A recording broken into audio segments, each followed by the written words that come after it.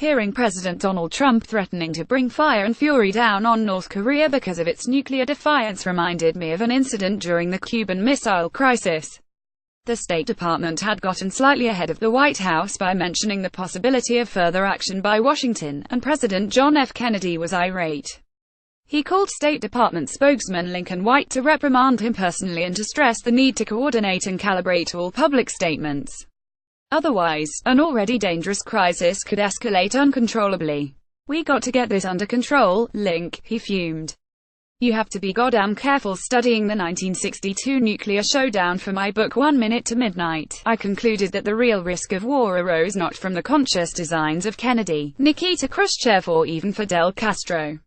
It stemmed from the possibility that the opposing sides could trigger a nuclear conflict that nobody wanted through miscommunication and freak accidents, which became increasingly likely at higher levels of military alert. The same is almost certainly true of the present crisis with North Korea. The nightmare of an accidental nuclear war was very much on Kennedy's mind during the 13 days when the world came closer than ever before, or since, to blowing itself up. He had recently read a book by historian Barbara Tuchman, The Guns of August, that described how a previous generation of statesmen had blundered into World War I, with nobody really understanding why.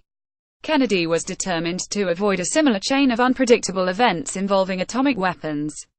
For a student of the Cuban Missile Crisis, the fact that our current Twitter-happy commander-in-chief is surrounded by sensible, highly competent generals is only partly reassuring.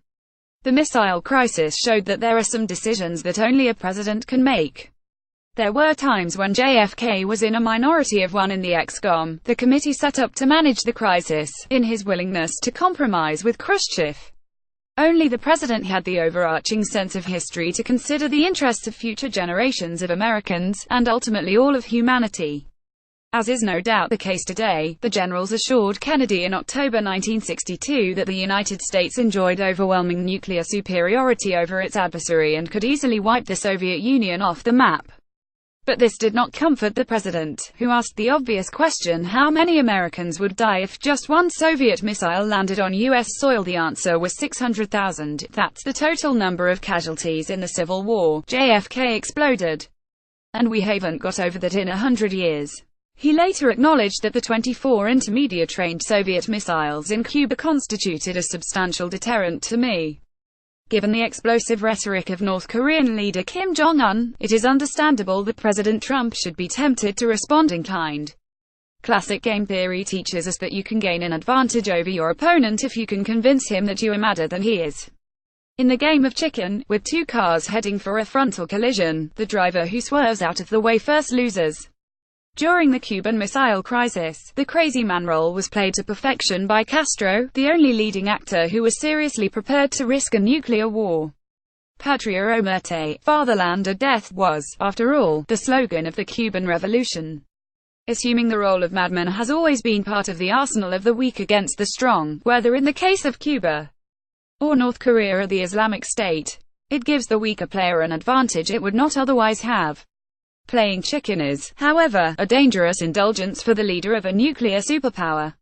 During the 1962 crisis, the two rational players, Kennedy and Khrushchev, ended up making common cause against the madman Castro. Despite everything that divided them, they had a sneaking sympathy for each other, an idea expressed most poignantly by Jackie Kennedy in a handwritten letter to the Soviet leader following her husband's assassination. "You and he were adversaries, but you were allied in a determination that the world should not be blown up," she wrote Khrushchev. "The danger which troubled my husband was that war might be started not so much by the big men as by the little ones. While big men know the needs for self-control and restraint, little men are sometimes moved more by fear and pride. As Trump girds for a possible nuclear confrontation with North Korea, we can only hope that he will prove to be a big man rather than a little one. Out-crazying Kim Jong-un is a scary proposition. Game theory also teaches us that, if neither driver swerves, everybody goes up in flames." Michael Dobbs is the author of 1 Minute to Midnight: Kennedy, Khrushchev, and Castro on the Brink of Nuclear War.